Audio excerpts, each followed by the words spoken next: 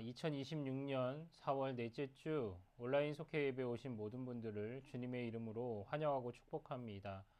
오늘 이 예배를 통해 하나님의 뜻과 마음을 알아가는 귀한 은혜의 시간이 되시기를 간절히 소망합니다.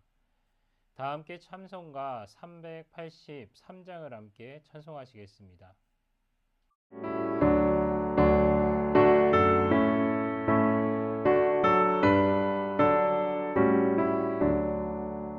문을 들어 산을 보니 도움 어디서 오나 천지 지금 주 하나님 나를 도와주시네. 나의 발이 실족 않게 주가 깨어 지키며 택한 백성 항상 지켜 길이 보호하시네. 도우시는 하나님이 내게 그늘 되시니 낮의 해와 밤의 달이 너를 삼지 않겠네. 내게 화를 주지 않고 오늘 보호하시며 너의 주님 지금부터 영영 인도하시니.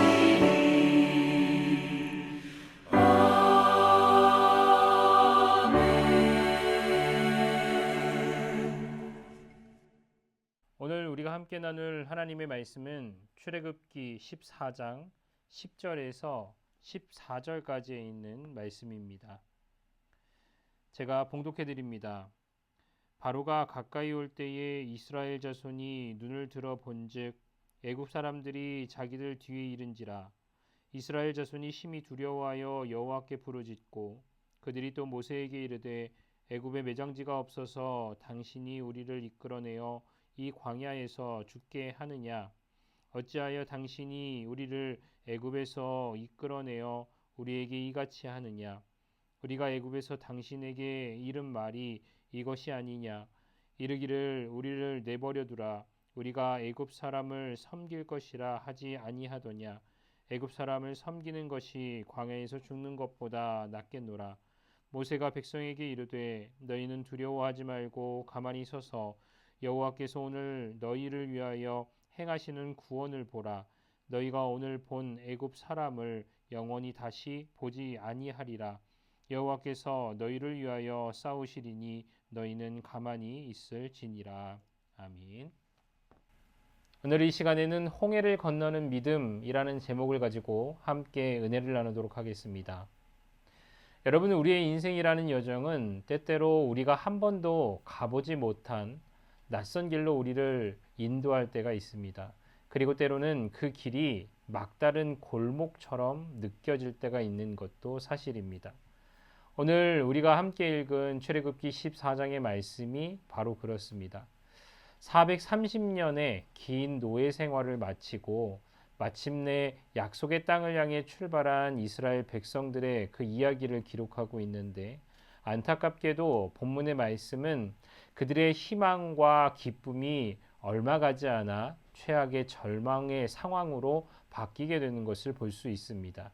왜냐하면 앞으로는 건널 수 없는 거대한 홍해가 가로막고 있었고, 뒤에서는 세상에서 가장 강력한 바로의 군대가 그들을 죽이기 위해 맹렬히 추격해 오고 있었기 때문입니다. 이스라엘 백성들은 두려워하며 모세를 원망했지만 사실 이 홍해는 이스라엘 백성들의 믿음을 시험하는 자리이기도 했습니다. 그리고 성경은 그들은 믿음으로 홍해를 통과함으로 하나님이 행하시는 구원을 경험했다 기록하고 있습니다. 그렇다면 모세는 이 이스라엘 백성들을 어떻게 인도했습니까? 첫 번째는 하나님의 인도하심을 따라갔습니다. 여러분, 홍해의 기적은 상식을 뛰어넘는 하나님의 인도하심에 대한 모세의 순종에서 시작되었습니다. 사람들이 위기를 마주하였을 때 대부분 자신의 경험과 이성에 근거하여 가장 안전하고 합리적인 길을 찾으려고 합니다. 그러나 본문의 말씀은 하나님의 방법이 종종 우리의 생각과 완전히 다를 수 있음을 보여주고 있습니다. 사실 하나님께서 가나안 땅으로 가는 가장 빠르고 쉬운 길을 허락하지 않으시고 일부러 바알스본 맞은편 바닷가에 장막을 치게 하라라고 하나님은 명령하십니다. 이것은 전략적으로 보면 최악의 수였습니다. 왜냐하면 앞으로는 홍해가 있고 양 옆은 거친 산맥과 요새가 있었기에 누군가 쳐들어온다면 도간에 든 쥐 신세가 되는 지형이었기 때문입니다. 그러나 하나님은 이미 더 큰 그림을 보고 계셨습니다. 출애굽기 14장 3절과 4절의 말씀을 보면 애굽의 바로 왕이 이스라엘 자손이 광야에 갇혔다 말하겠지만 내가 그와 그의 온 군대로 말미암아 영광을 얻어 애굽 사람들이 나를 여호와인 줄 알게 하리라라고 말씀하고 있습니다. 하나님의 생각이 짧아서가 아니라 이 일을 통해 하나님의 살아계심과 하나님의 위대하심을 온 세상에 드러내기 위한 하나님의 계획이었고 방법이었음을 말하고 있습니다. 그리고 모세는 인간이 납득하기 어려운 그 선택에 대해 어떻게 반응하였습니까? 그들이 그대로 행하니라 라고 말합니다. 토달지 않고 자신의 상식과 이성으로 판단하지 않고 그 모든 것을 내려놓고 하나님의 말씀에 그대로 순종했다 말하고 있습니다. 사랑하는 성도 여러분, 우리의 삶도 마찬가지입니다. 때론 이해할 수 없는 막다른 길로 하나님께서 우리를 인도하시는 것처럼 느껴질 때가 있지만 우리에게 막다른 골목처럼 보이는 그곳이 바로 하나님이 일하시기 시작하는 출발점이라는 사실입니다. 그리고 우리가 그 말씀에 순종으로 반응하게 될 때에 우리는 그 순간 하나님의 살아계심과 일하심을 경험할 수 있게 되는 것입니다. 바라기는 이해할 수 없을지라도 가장 선한 길로 인도하시는 하나님의 인도하심을 신뢰하며 순종의 발걸음을 내디딜 수 있는 저와 여러분 모두가 되시기를 간절히 소망합니다. 두 번째, 모세는 이스라엘 백성들을 어떻게 인도했습니까? 하나님을 신뢰하며 기다렸습니다. 여러분, 하나님의 인도하심을 따라 막다른 골목에 도착했을 때 마침내 예상했던 최악의 위기가 현실로 다가오게 되었습니다. 분노한 바로가 특별 병거 600대와 애굽의 모든 병거를 동원하여서 이스라엘 백성의 뒤를 맹렬히 추격해 온 것입니다. 이스라엘 백성들은 극심한 두려움에 사로잡혔고 그들의 두려움은 부르짖음, 비명, 원망으로 표출되었습니다. 그리고 그 화살은 지도자인 모세에게로 향했습니다. 사실 위기 앞에 선 인간의 적나라한 모습이 바로 이와 같다 말할 수 있습니다. 문제가 생기면 하나님을 원망하고 사람을 탓하고 과거를 그리워하는 것이 특징이라는 말입니다. 그럼 모세는 이 상황에 어떻게 반응하였습니까? 백성들처럼 패닉에 빠지거나 원망하며 맞서지 않았습니다. 오히려 이스라엘 백성들과 하나님 사이에 굳건히 서서 이렇게 외칩니다. 너희는 두려워하지 말고 가만히 서서 오늘 너희를 위하여 행하시는 구원을 보라.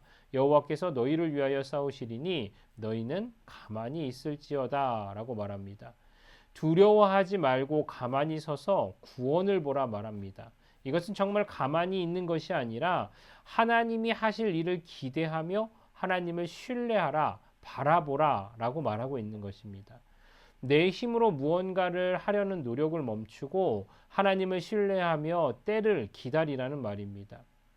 여러분, 우리의 삶에 문제를 만났을 때 우리는 그것을 해결하기 위해 인간적인 방법을 동원하며 분주하게 뛰어다닐 때가 있음을 볼 수 있습니다. 하지만 성경은 이렇게 말합니다. 나의 불안한 그 노력을 멈추고 하나님의 일하실 공간을 내어드리라고 말합니다. 하나님의 때를 신뢰하며 기다리라. 하나님의 일하심을 기대하라 라고 말하고 있습니다. 바라기는 문제 앞에 원망과 불평을 멈추고 잠잠히 서서 나를 위해 싸우시는 하나님을 신뢰하며 기다리는 지혜로운 믿음의 사람들이 되시기를 간절히 소망합니다. 마지막 세 번째, 모세는 이스라엘 백성들을 어떻게 인도했습니까? 하나님의 기적으로 구원을 받았습니다.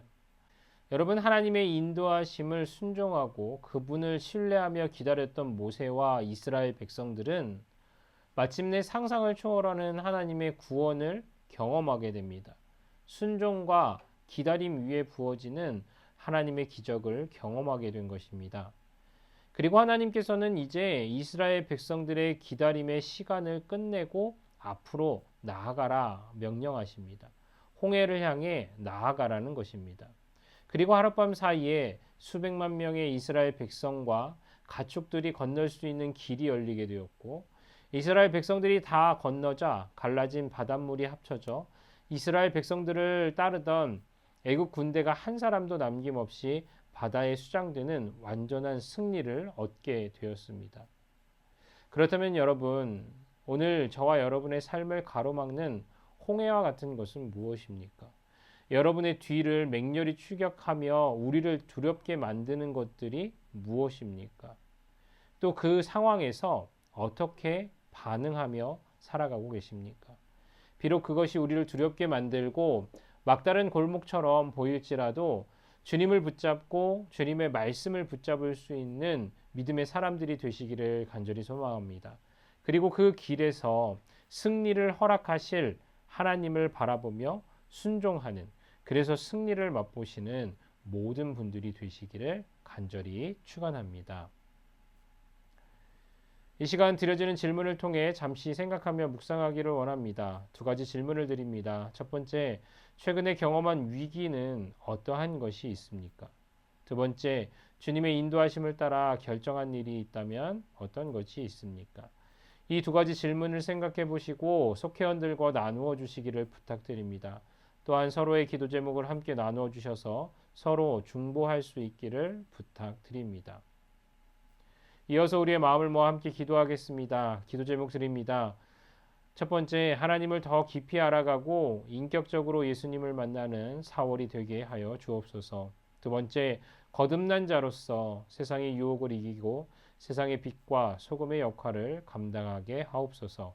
이 두 가지 기도 제목을 가지고 함께 기도하는 시간 갖도록 하겠습니다. 기도하시겠습니다.